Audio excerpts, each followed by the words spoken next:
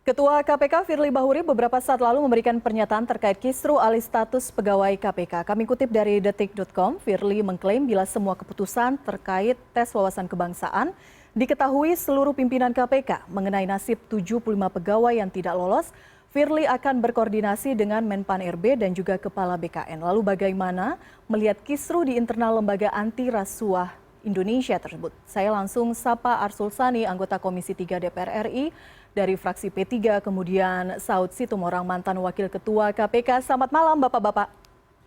Malam, Assalamualaikum. Waalaikumsalam. Baik, saya ke Pak Saud terlebih dahulu. Pak Saud, kisru di internal KPK ini kan kemudian berujung pada pelaporan pimpinan KPK ke Ombudsman. Sebagai mantan pimpinan KPK, bagaimana Pak Saud melihat kisru yang saat ini tengah terjadi? Ya, sekali lagi sebenarnya dengan Presiden sudah menyampaikan kemarin dengan dasarnya adalah mendasar pada legal basis juga, yaitu putusan Mahkamah Konstitusi. Jadi sudah final sebenarnya, itu kan final binding, selalu begitu ya dasarnya. Jadi sebenarnya nggak usah Presiden ngomong juga itu udah jelas sebenarnya. Ya kan, sampai kemudian Presiden turun tangan gini, segala urusan ditangani Presiden, waduh repot negara. Maksudnya begini loh, kalau ketika kemudian itu tidak ada yang boleh dirugikan sesuai dengan putusan MK, itu kan juga diingatkan oleh Presiden. Kemudian diingatkan di paling atas, Presiden juga mengingatkan bahwa semua proses-proses yang dilakukan dalam penegakan anti korupsi ini, SDM itu menjadi bagian utama.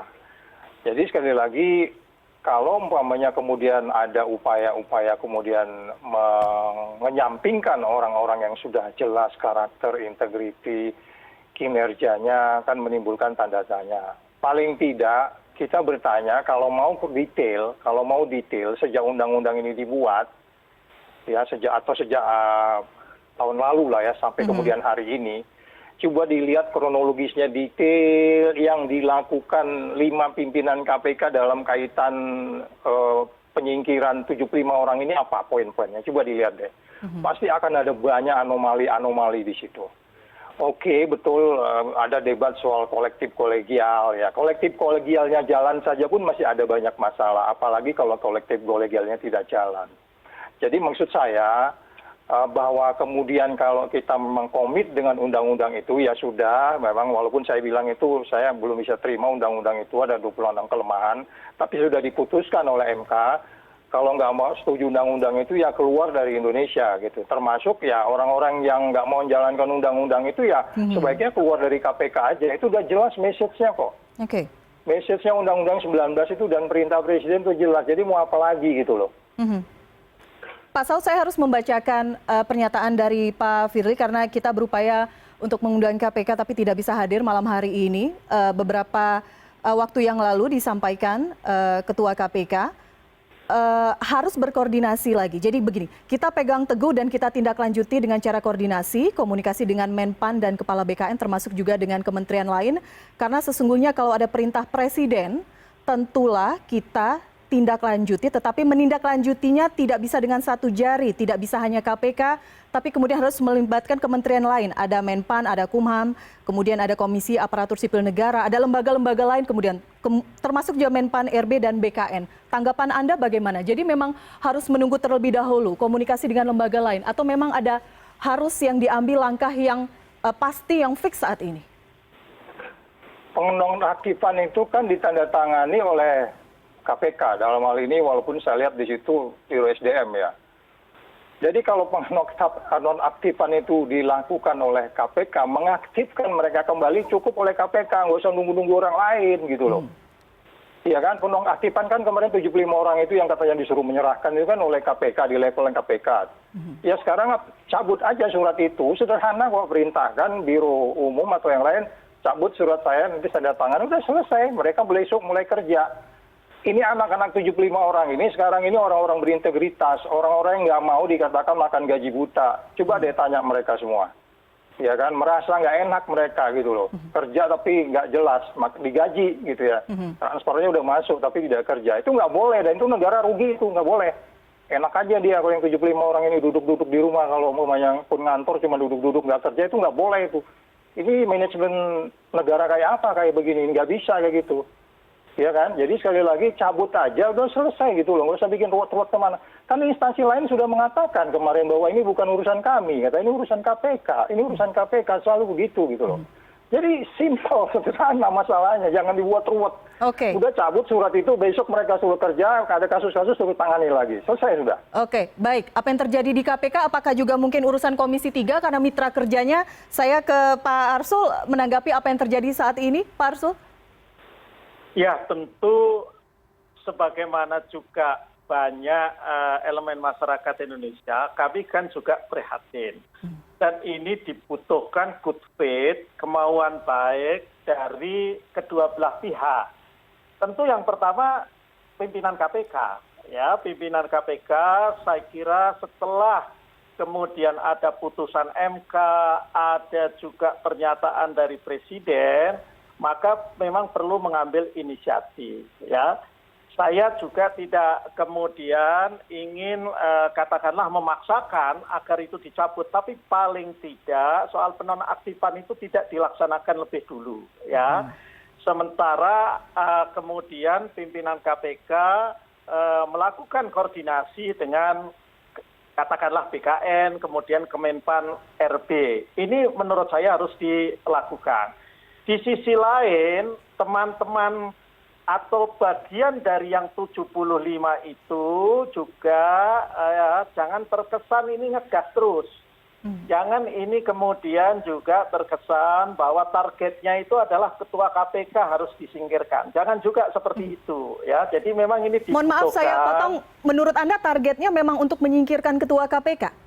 Tidak bisa dipungkiri ya, paling tidak kalaupun itu tidak disampaikan secara tegas, tetapi kan ada elemen-elemen masyarakat sipil yang memang di belakang juga seperti itu ya.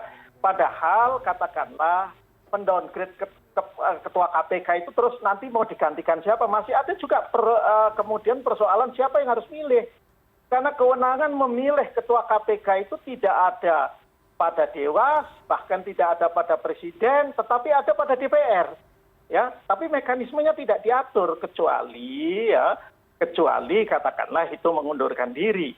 Ya, jadi hemat saya mengajak kepada semuanya, pimpinan KPK juga harus berbesar hati ya.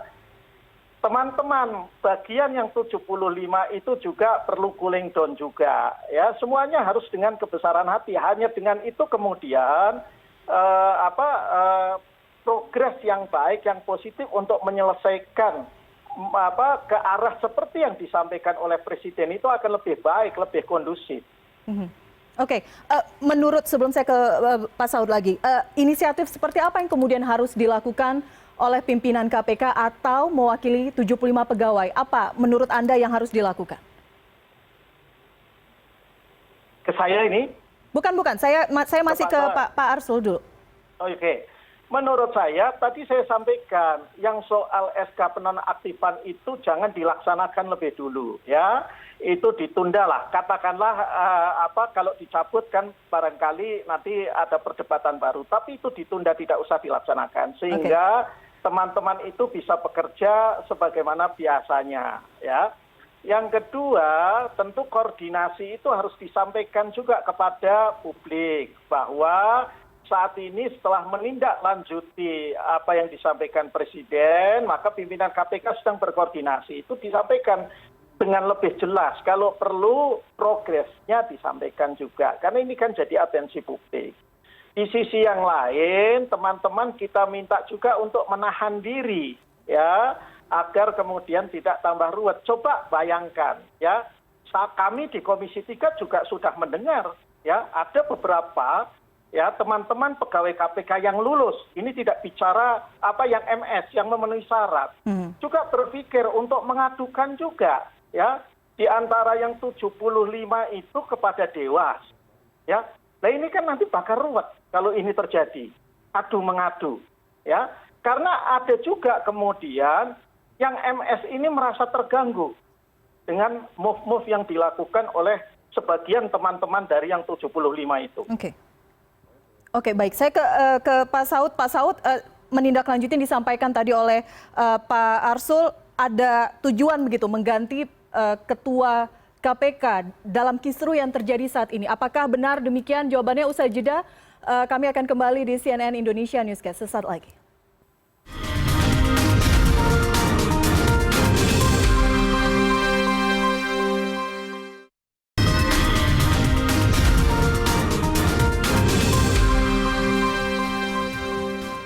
Kita masih berbicara mengenai polemik penonaktifan 75 pegawai KPK. Saya ke Pak Saud lagi. Pak Saud, tadi Pak Arsul mengatakan ada tujuan-tujuan yang bisa dibaca, yaitu menggulingkan, bisa dikatakan seperti itu ya, bertujuan untuk mengganti pimpinan KPK. Jadi tidak hanya membahas tentang alih status ASN saja. Menurut Anda? Maksudnya gimana tuh? Tadi Pak Arsul mengatakan dalam gerakan-gerakan pelaporan yang dilakukan oleh pegawai KPK ini ada tujuan untuk mengganti pimpinan ataupun ketua KPK. Kan bisa ganti ketua KPK, bukan dia mengganti. Kalaupun dia ada pernyataan-pernyataan, kan tadi Pak Arsul udah bilang yang mengganti bukan pegawai. Kalau pegawai protes atas kebijakan itu soal lain gitu loh. Itu soal etik, soal estetika, soal mungkin undang-undang, soal pemahaman mengenai organisasi, good governance, transparansi. Ini kan transparansi nggak ada. Makanya saya bilang coba dilihat kronologisnya, mulai dari undang-undang itu disahkan sampai hari ini, transparansi apa yang sudah dilakukan. Kalau transparan tuh pegawai nggak bisa apa-apa.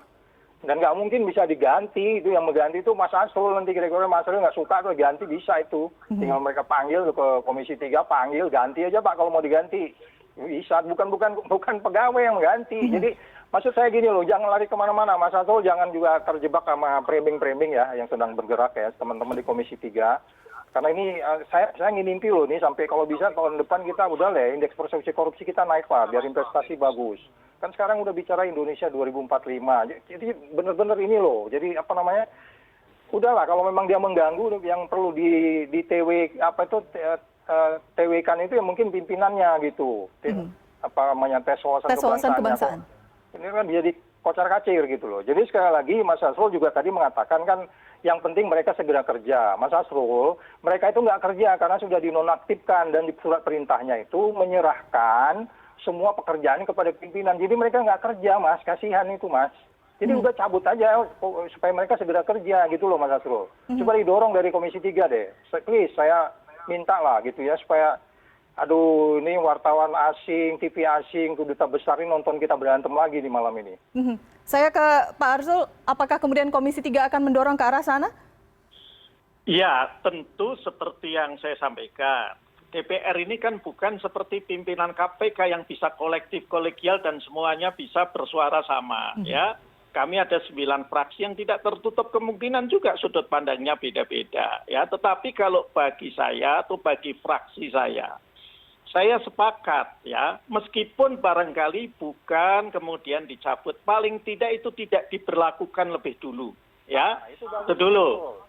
Tidak diberlakukan lebih dulu, saya sepakat itu agar ada cooling down. Di sisi yang lain perlu juga ditingkatkan komunikasi publiknya dari jajaran pimpinan KPK tentang progres-progres yang sedang dilakukan oleh pimpinan KPK dengan instansi terkait. Ya, itu yang dari sisi pimpinan KPK. Yang dari sisi teman-teman atau bagian dari yang 75 itu kita minta juga untuk cooling down. Ya, jadi tidak terkesan ngegas terus juga.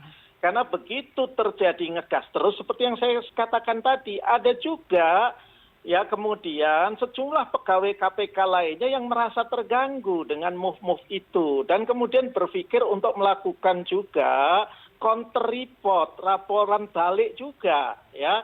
Nah ini kan nggak selesai-selesai kalau seperti ini. Lebih bagus menahan diri dulu. Tetapi memang saya sepakat dengan Pak Saud. Ini juga pimpinan juga tidak kemudian terkesan ingin berhadap-hadapan lah. Ya, jangan seperti itu juga dengan yang 75. Sebaliknya yang bagian dari 75 juga jangan terkesan ingin berhadap-hadapan terus dengan pimpinan apalagi dengan ketua KPK. Ya sudahlah, masa kan tiap hari ketemu di gedung yang sama, ya. Cobalah kita buka dialog, kita buka musyawarahnya seperti apa, ya. Itu karena ketika dua pihak itu berselisih tidak ada cerita satu pihak 100% benar dan satu pihak 100% salah. Tentu pasti masing-masing ada porsi benarnya, ada porsi salahnya juga. Itu yang saya kira mesti dibangun kesadarannya. Komisi 3 kemudian akan bertindak sebagai penengah tidak? Kami kan nanti, tentu kan fungsi kami itu kan melakukan fungsi pengawasan. Nah, karena kami sekarang sudah masuk dalam masa sidang, kami sudah menjadwalkan untuk melakukan rapat dengar pendapat dengan pimpinan KPK. Tadinya mau kita segerakan, tetapi kan tentu setelah Presiden menyampaikan pernyataan yang sudah sama-sama kita dengar, ya kami sepakat kita beri kesempatan teman-teman pimpinan KPK juga untuk melangkah mengimplementasikan ya apa-apa yang disampaikan oleh Presiden yang dikuatkan oleh putusan MK, dan itu memang seperti saya sampaikan di beberapa media, itu juga sebetulnya komitmen pembentuk undang-undang. Komitmennya bukan untuk mengurangi, untuk kemudian menyingkirkan kelompok pegawai tertentu. Itu sudah menjadi komitmen. Makanya di dalam pasal 69C ya Undang-Undang Nomor 19 tahun 2019 itu yang dirumuskan dengan norma ya dapat diangkat. Ya, kita normanya tidak mengatakan bahwa pegawai KPK yang belum ASN akan diseleksi ulang untuk menjadi ASN. Bukan seperti itu normanya. Gitu. Oke. Ke Pak Saud, apakah memang ini cuma hanya kesalahan komunikasi saja, ada kesalahan penerjemahan perintah undang-undang, atau apa yang kemudian menjadi benang merah dari kisruh yang terjadi saat ini? Dan bagaimana kemudian kita bisa melihat ke depan ada solusi begitu? Coba lihat yang disampaikan Mas Asrul tadi, kan udah jelas itu. Ini ketidakmampuan memahami, atau jangan-jangan ada mens rea. Ada niat yang nggak benar di kepalanya gitu loh. Ini persoalannya hanya itu, ada niat gitu loh. Dan itu tercermin, makanya saya bilang tadi, saya ulangi lagi, coba lihat Mas Asrul nanti lihat kronologisnya mulai dari mulai dari kemarin jilid 4 keluar dari ruangan itu sejak Undang-Undang 19 itu coba dilihat lagi. Apa yang sudah dia lakukan hari per hari. Dia saya maksudkan ini 5 pimpinan ya. Hari per hari sampai kemudian keluar putusan yang 75 itu. Itu banyak yang anomali-anomali di situ yang menurut saya juga tidak dilakukan dengan ini dari saya baca aja ya, buktinya terjadi macam bentuk tesnya, kronologisnya dan seterusnya. Ada sesuatu yang disembunyikan yang sehingga kemudian pegawai itu merasa tidak transparan. Jadi sekali lagi ini sudah jalani saja undang-undang itu, patuhi saja itu, kemudian biarkan mereka mulai bekerja, terus kemudian pada bagian lagi sambil kita minta juga teman-teman di Komisi 3 please memang kalau memang harus transparan bisa mempertemukan mereka. Karena masih banyak kerja-kerja besar yang harus dikerjakan ke depan. Kalau kita mau sebenarnya kita memberantas korupsi dengan benar. Karena kalau kembali dikatakan oleh Mas Asrul tadi, Mas Asrul juga ada falasi sedikit ya, ada logikal falasi juga gitu yang cenderung menyimpang juga cara mikirnya. Kalau menurut saya, ini kan semuanya prosesnya aksi-reaksi Mas Asrul. Karena begini, kamu begitu, saya begini. Itu sederhana aja mikirnya sebenarnya. Jadi kita harapkan ya yang bersangkutan jangan begitu. Supaya yang 75 orang ini juga tidak begini gitu loh. Jadi dipertemukan itu sudah selesai. Saya percaya, saya bayangkan ya kantor itu di lantai 1 sampai lantai 15 itu. Setiap hari itu orang-orang itu ketemu tuh. Itu ketemu tiap hari. Dan nggak susah dari lantai 15 turun ke lantai 4. Ngobrol sama penyelidik. Sorry ya aku salah bikin ini. Oke nanti mulai kerja kalian ya. Bla bla bla bla bla bla. Sederhana kok sebenarnya gitu. Mereka tuh orang-orang yang terbuka gitu. Mereka tuh orang-orang yang bisa menerima dan mereka patuh sama pimpinan itu. Tapi ketika kemudian mereka mulai tidak sesuai dengan kode etik, tidak sesuai dengan norma common sense-nya aja, nggak usah lah dulu SOP ya. Mereka pasti akan lawan gitu. Karena memang yang sudah benar memindahkan orang aja kalau mereka merasa nggak cocok, dia passionnya di situ, kita dilawan sama mereka. Kita suka itu, contohnya waktu kita di PT UN kan kemarin itu. Jadi itu bagian dari check and balance sebenarnya, supaya pimpinan tidak semena-mena, supaya pegawai juga tidak semena-mena. Jadi seimbang satu sama lain. Ini mungkin yang Mas Asrul nanti kayaknya teori organisasinya perlu dibenarin tuh Mas Asrul. Nanti kita ngobrol deh. Teori organisasinya KPK itu udah amburadul bener itu. Jadi perlu diajak ilmuwan kita. Kalau kita dulu mau bikin kebijakan apa aja itu pakai teori. Manggil konsultan, manggil dari perguruan tinggi supaya nggak salah gitu. Jadi sekarang ini kan nggak, kayaknya kayak one man show, jadi agak susah. Itu Mas Asrul sama CNN, terima kasih. Baik, saya ke Pak Arsul yang terakhir merespon apa yang disampaikan tadi Pak Saud, juga banyak suara yang mengatakan bahwa ini buntut dari revisi Undang-Undang KPK. Apakah kemudian ada celah kembali untuk merevisi Undang-Undang KPK atau seperti apa sih Komisi 3 berbuatnya seperti apa? Kita sama-sama ingin merasakan bahwa upaya pemberantasan korupsi ini memang diperkuat, tidak lagi menimbulkan kisruh yang menyita waktu terlalu lama. Iya, kalau kita bicara undang-undang, dari dulu saya termasuk di CNN Indonesia TV ini berkali-kali mengatakan bahwa yang namanya undang-undang itu bukan kitab suci, ya. Maka keliru kalau kami ya memperlakukan Undang-Undang Nomor 19 tahun 2019 itu ibarat kitab suci, karena sudah kita revisi maka tidak boleh kemudian diutak-atik. Sama salahnya juga teman-teman yang memandang Undang-Undang 30 tahun 2002 itu nggak boleh direvisi, ya. Sama salahnya. Maka karena ini ya